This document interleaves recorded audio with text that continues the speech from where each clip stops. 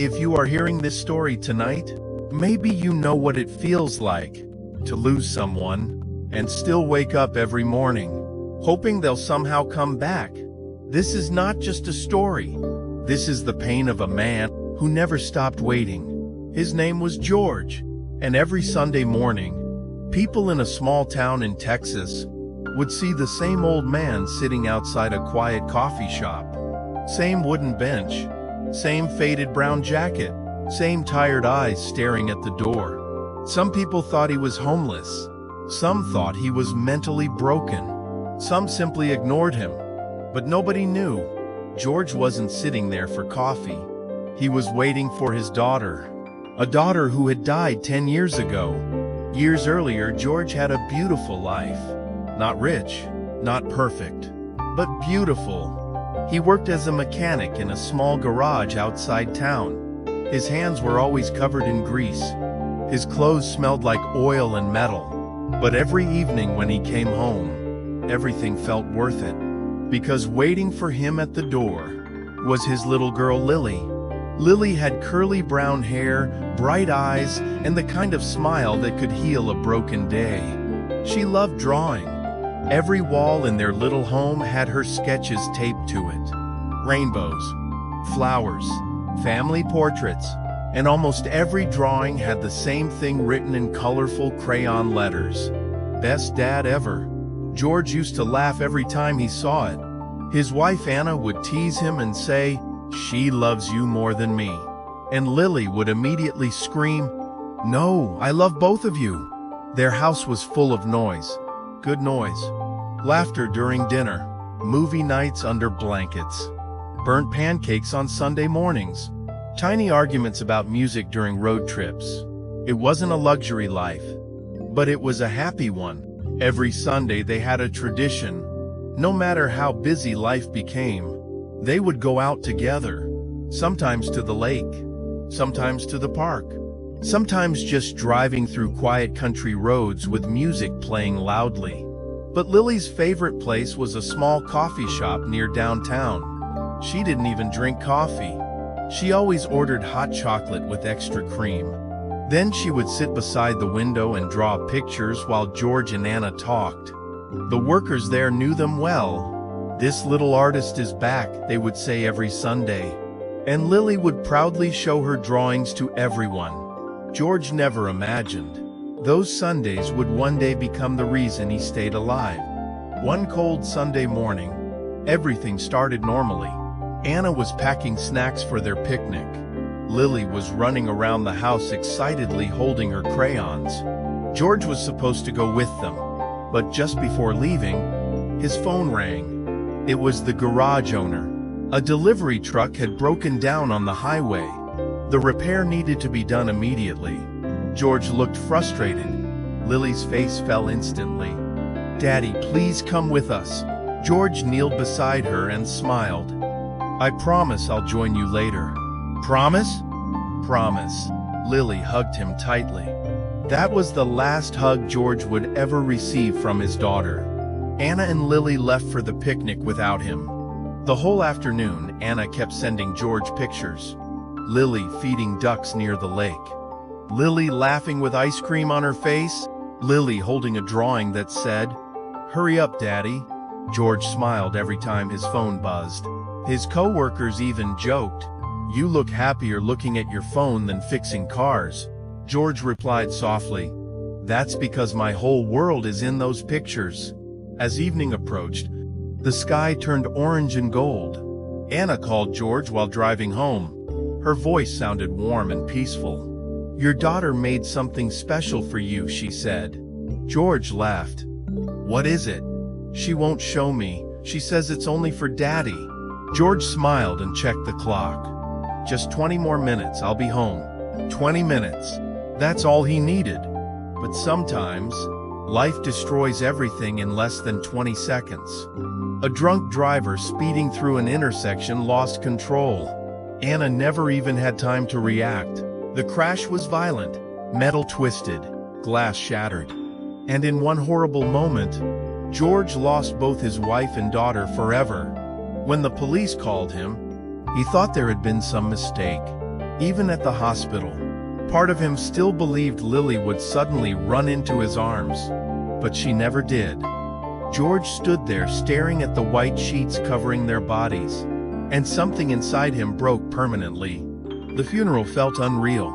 People hugged him. People cried around him. But George barely heard anything. All he could think was, "She was waiting for me." That sentence destroyed him. For months, George stopped living like a normal person. He stopped shaving, stopped sleeping, stopped eating properly. At night, he would walk into Lily's room and sit on the floor for hours. Her crayons were still there. Her tiny shoes still sat beside the bed. One unfinished drawing remained on her desk. It showed 3 stick figures holding hands. Underneath, Lily had written, "My forever family." George cried so hard that night. He could barely breathe. Eventually, he quit the garage. He stopped answering calls. Friends slowly disappeared. The world kept moving forward. But George stayed trapped in that Sunday forever. Then one day, he walked back to the coffee shop Lily loved. He sat on the wooden bench outside, and for the first time in months, he felt close to her again. So he returned the next day, and the next. Then eventually, every single Sunday. At first, people felt sorry for him. Then they simply became used to him. George began helping around the shop sometimes, cleaning tables, sweeping the floor, taking out trash. The owner would give him coffee and sandwiches in return. He never asked for money. He only wanted to stay close to the place where Lily once laughed. Years passed. George grew older. His hair turned gray. His back bent slightly. But every Sunday morning, he still sat on that same bench, waiting. One rainy afternoon, a college girl named Sophie started working at the coffee shop. She noticed George immediately. Unlike everyone else, she didn't ignore him. One day she walked outside carrying 2 cups of coffee. She sat beside him quietly. "You come here every Sunday," she said gently. George nodded. Sophie hesitated before asking, "Who are you waiting for?" George stared at the door for a long moment, then finally whispered, "My daughter." Sophie smiled softly. "She lives nearby?" George's eyes filled with tears. "No," he said quietly. "She died 10 years ago." Sophie didn't know what to say, but she stayed. And slowly, week after week, George told her everything. About Lily, about Anna, about the accident, about the phone call that still haunted him every night. Sophie cried the first time she heard the story, because she realized something heartbreaking. George wasn't just grieving, he was surviving inside a memory. After that, Sophie began sitting with him every Sunday. Sometimes they talked, sometimes they stayed silent. Sometimes she brought crayons and drew little pictures beside him. George would smile watching her draw, because for a few small moments, it felt like Lily was near again. One Sunday, Sophie handed George a drawing. It showed an old man sitting beside a little girl on a bench under the words, "You are still her dad." George stared at the drawing for a long time, then quietly began to cry. Not loud tears, just the kind that fall when a heart has carried pain too long. Sophie later shared George's story online. Millions of people saw it. Some called him the man who never stopped waiting. Others raised money for him. Many people visited the coffee shop hoping to help. Some offered him a home. Some offered medical care. Some simply hugged him. But none of it changed the one thing George truly wanted. He didn't need money. He didn't need fame. He didn't need sympathy. He only wanted one impossible thing: to see Lily again. And life could never give him that back. Today George is still there. Older now. Quieter now. But every Sunday morning, he still sits on that same wooden bench outside the coffee shop.